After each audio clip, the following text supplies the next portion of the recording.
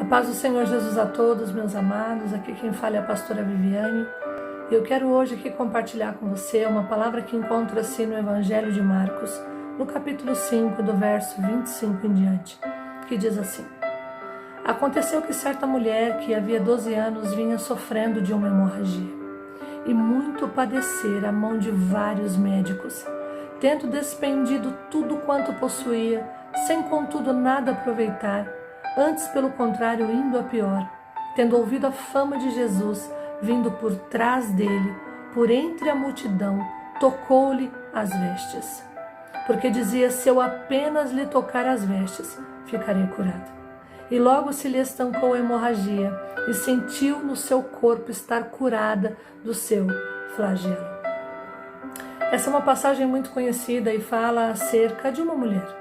Nós não sabemos o nome dela, mas sabemos que era uma mulher de fé. Jesus fez questão de deixar aqui gravado no Evangelho de Marcos, para que eu e você pudesse ter a história dessa mulher como inspiração para os dias de hoje. A Bíblia diz que essa mulher estava há 12 anos sofrendo de uma hemorragia, pela qual ela já tinha buscado em todos os lugares e em todas as pessoas possíveis e imaginárias. Tudo que haviam falado para ela foi ao encontro tentando encontrar a sua cura, mas a Bíblia diz que muito pelo contrário, quanto mais ela buscava, mais ela piorava. Tudo que ela tinha, ela já havia vendido, a sua situação financeira já estava um caos, sozinha, talvez sem família, talvez sem saber o que fazer. Um dia ela ouve falar da fama de Jesus, e a fama de Jesus que curava, que sarava, que ressuscitava. Então no seu coração ela declara a seguinte frase. Ela diz: se eu apenas tocar nas vestes de Jesus, então eu serei curado. E quando nós falamos sobre fé, algumas pessoas acham que fé tem a ver com delírio, ou falta de coerência, ou falta de racionalidade, quando na verdade é exatamente o oposto. A fé, segundo o escritor de Hebreus, é o firme fundamento das coisas que eu não vejo, mas eu espero. Quando nós falamos de fundamentos, querido, nós estamos falando daquilo que dá sustentação. Nós estamos falando de coisas que têm base, que têm alicerce.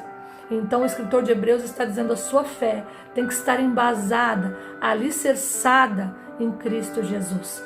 Foi Paulo também aos Romanos quem disse que apesar das lutas, das dificuldades, de todas as coisas que nós passamos, a esperança em Cristo Jesus não desaponta.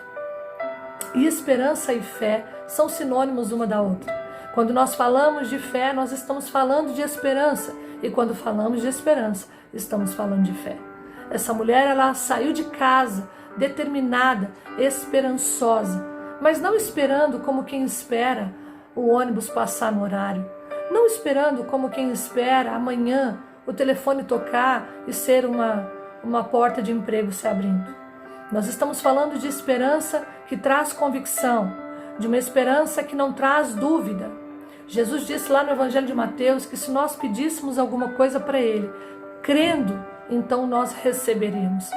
Nós estamos pedindo muitas coisas e nós vemos que as pessoas realmente pedem, isso é bom, mas não adianta nós pedirmos se nós não cremos, ou se eu creio hoje, amanhã eu já estou duvidando no meu coração.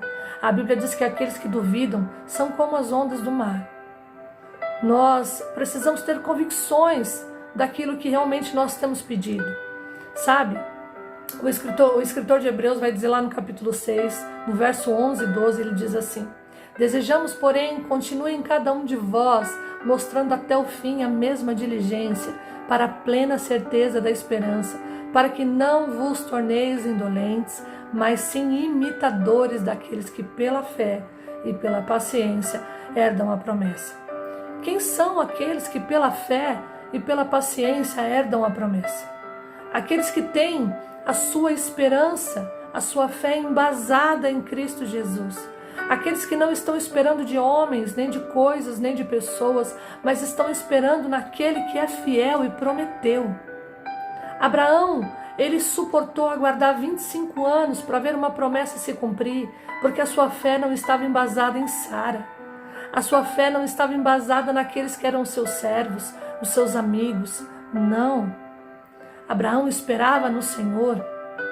E a Bíblia diz que depois de 10 anos de espera, um dia o Senhor diz para ele que vai se cumprir a promessa. Ele já sabia, já tinha recebido, mas passaram-se 10 anos e nada tinha acontecido. E o Senhor se apresenta para ele e diz: vai se cumprir. A minha promessa sobre a sua vida vai se cumprir. A Bíblia diz: Abraão creu. Essa é a diferença, querido. Nós estamos recebendo promessas. A palavra de Deus está recheada de promessas para mim e para você.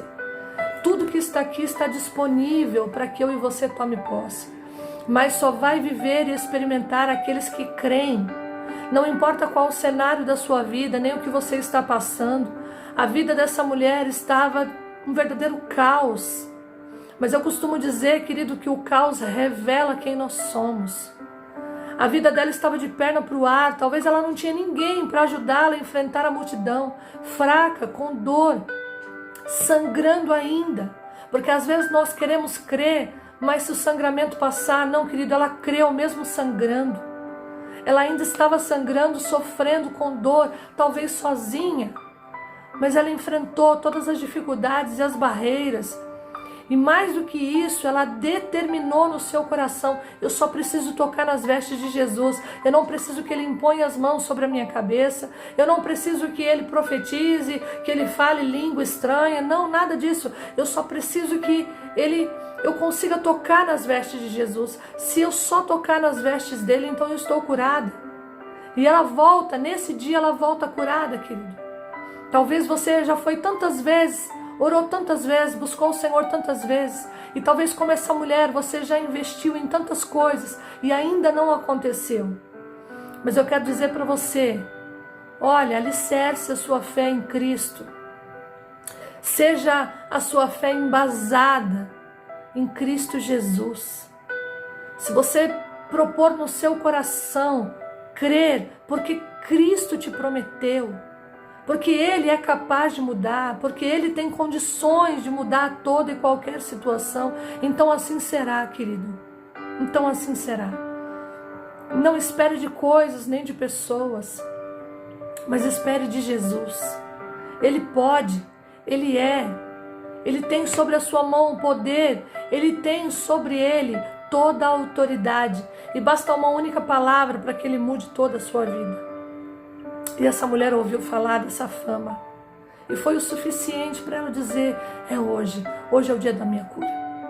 Eu não preciso de muita coisa, eu só preciso tocar.